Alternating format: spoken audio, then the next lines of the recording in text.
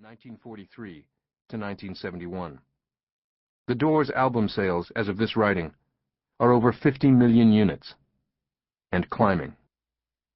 Today, more than 30 years after Jim Morrison died, important new revelations are emerging concerning his tumultuous life, his tragic death, and his enduring legend. And the questions about him still linger. Who was he, really? Why did he destroy himself?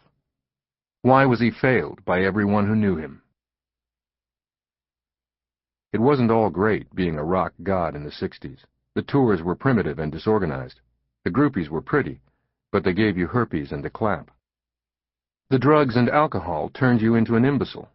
Your old lady slept around while you were on tour. The critics hated you when you got huge, and suddenly the press that had built you up into a deity began to tear you down. The Doors, at their best, were about as good as rock music ever got. At their worst, they were one of the most pretentious bands of the 60s. But no one ever had a clearer grasp of the complexities and ironies of the age than Jim Morrison. Living the times as he did, in full senses-deregulated awareness, Jim understood the American 60s for what they were, an era of new religious visions, spiritual crisis, political unrest, race riots, assassinations, as well as a rare opportunity for change and reform. The decade's promises were never fulfilled, but some of its goals, such as integration, civil rights, and the bringing of East and West into closer harmony, are clearly still in process.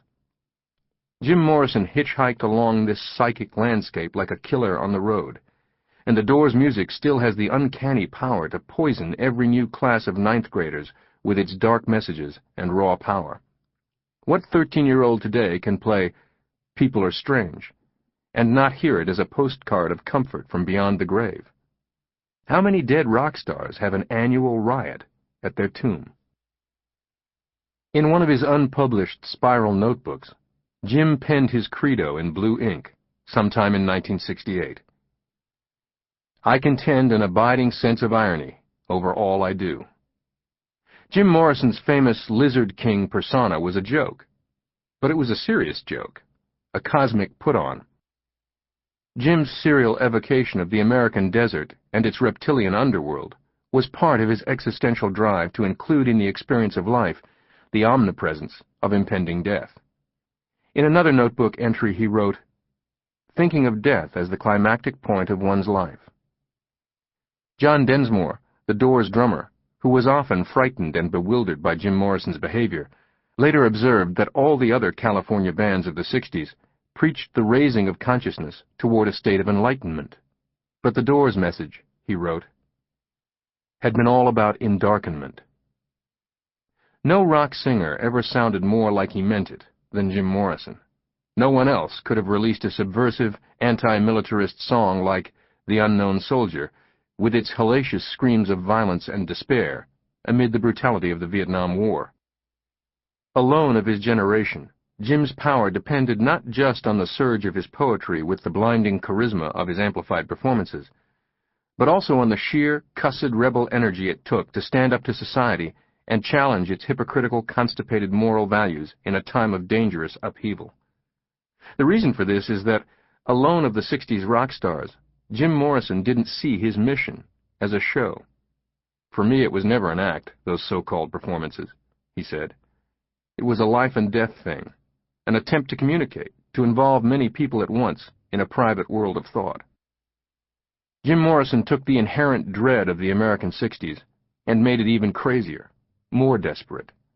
Then he made it into a joke. And Jim's volatile essence was a rocket destined to burn out.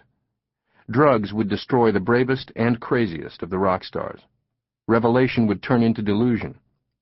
When his spiritual drive was exhausted, sapped by addiction, dementia, and legal battles, Jim's body followed soon after.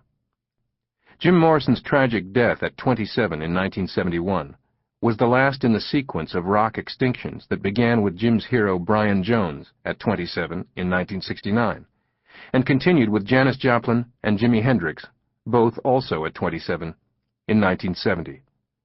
The rock movement never recovered. The surviving heroes would carry on.